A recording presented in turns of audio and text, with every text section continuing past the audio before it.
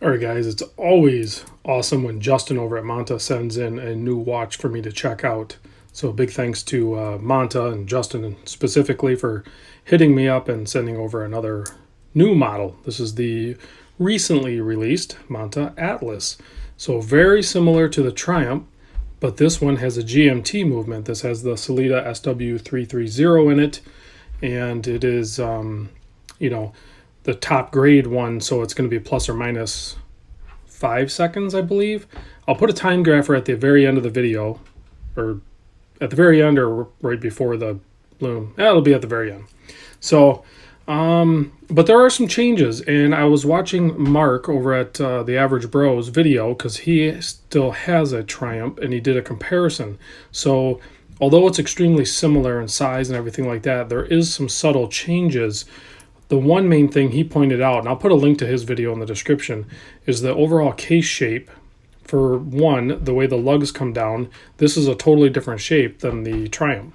Also, the thickness of this top bezel piece is a little bit thicker, and I'm sure that is to accommodate the thicker movement for the GMT hand, which you can see down here.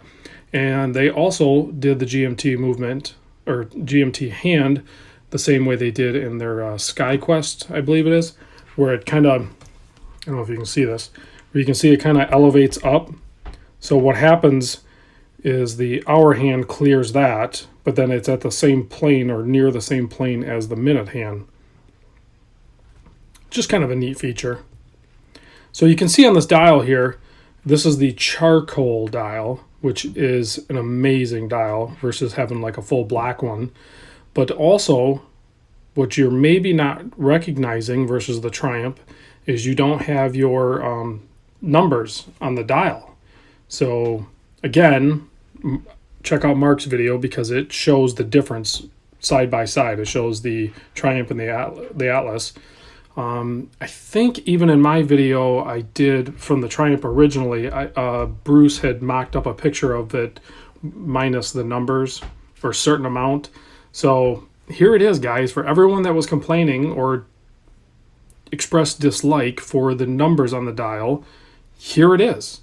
And quite frankly, being that this is a touch thicker and a little bit different case profile, I almost feel like it's still really good sized, very nicely sized for a everyday style watch, but it also feels and looks maybe just a touch more masculine. I don't want to say the other one's feminine or anything like that, but it just has a little more weight to it, maybe a little more presence. And I gotta say, with this particular one, I really do like the dial layout. I wasn't sure when I looked at the original mock-up that Bruce did for me that I thought maybe it would look better with the numbers. And maybe the Triumph does look best with the numbers, and the Atlas looks best in this form. So maybe that's really what's happening. So a lot of the other features are very Monta-like, such as the crown. It's a screw-down, 150 meter water resist. Excellent finishing. The transitions from the brush to the polished, and especially where they get in some other nooks and crannies that a lot of other brands don't do, whether it's part of their design or it's more difficult, whatever the case may be, it really adds a nice pop to the overall watch. Of course, the bracelet is just absolutely amazing. It's all individual links, so you can do the crazy stack on it, which also translates to extreme comfort. You can see it articulates flat against the case back. They did another little change too that I picked up on Mark's video. The clasp, the fold-over part is more flush versus the Triumph one actually was raised up a bit. So it's going to be helpful to have a little bit of a fingernail to get in there, but it's still not extremely difficult or anything like that. So, of course, you have the display case back. You have your Monta signed rotor with a little bit of work done to it. And then, of course, you have the movement going on there. So you can see that SW330. I don't know what that's going to look like in the video, but I did get a phone call there. I'm actually on call for my day job, so I will have to go take care of that. But I wanted to finish this video up. I'm going to give you a wrist shot. I am wearing my gold G-Shock, man. This thing is just so cool. I'm having a lot of fun with that. And it's kind of like my work watch. But the Monta bracelet case combos, no matter which model you pick, is just extremely comfortable on wrist.